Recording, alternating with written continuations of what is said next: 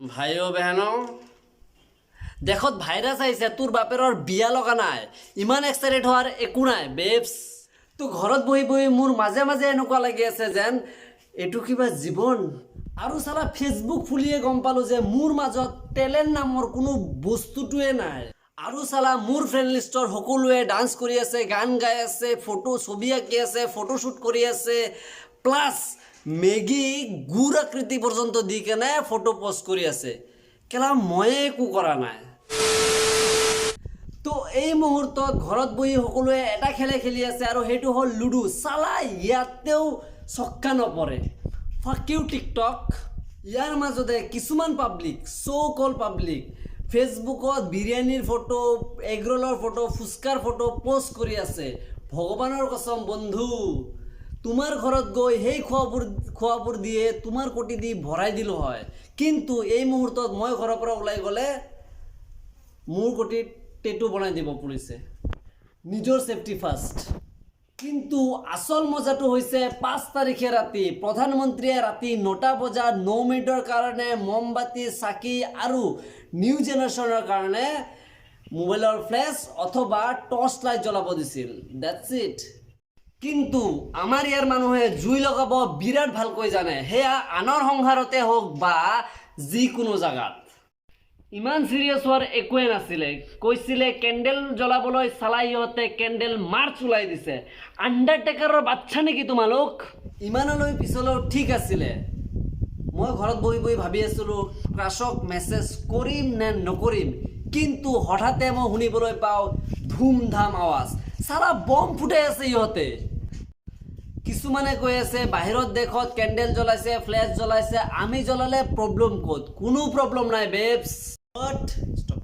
বাট কিন্তু বেবছ বাহিৰত দেশত ইমান মূৰ্খ, ইমান গাধা আৰু ইমান হাইব্ৰিড লেভেলৰ অশিক্ষিত নাই। এইবাৰ মই অশিক্ষিত বুলি সেইসকলক কোৱা নাই যিবোৰে পঢ়া শুনা নাজানে। মই এজন ঠেলা চালককো চাকি জ্বলোৱা দেখা পাইছোঁ আৰু এজন গভৰ্ণমেণ্ট চাকৰি কৰা চেম্পিয়নকো ৰকেট লঞ্চ কৰা দেখা পাইছোঁ। মই দেখা পাইছোঁ বছ। মই ছোৱালীৰ দেউতাসকলক কৈ আছোঁ গভৰ্ণমেণ্ট জব চাই বিয়া নিদিব, ল'ৰাটো এনেকুৱা ৰামপাঠা হয়নে নহয় সেইটো চাই বিয়া দিব। আৰু চালা ইফালে ইমান ফূৰ্তি, পাৰিলে নিজে ৰকেটৰ লগত উৰি যাব। প্ৰধানমন্ত্ৰীয়ে ইউনিটি দেখাব কৈছিলে আৰু ইহঁতে ইমিউনিটি দেখাই আছে।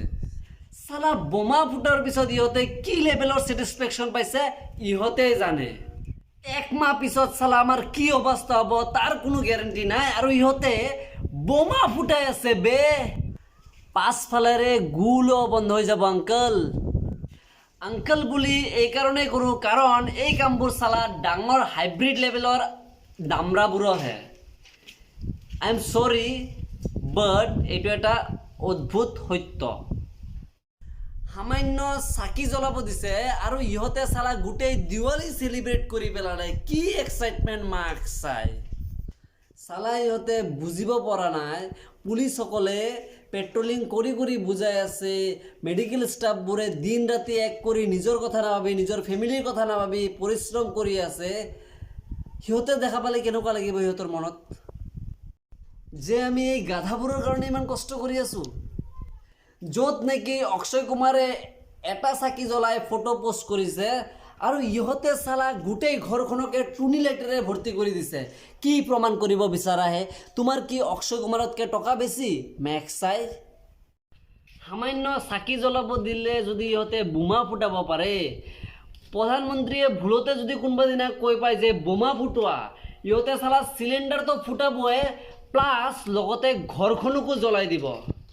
মেক্স চাই তো ভাই আৰু বেনো এইবাৰতো অলপ চিৰিয়াছ হোৱা।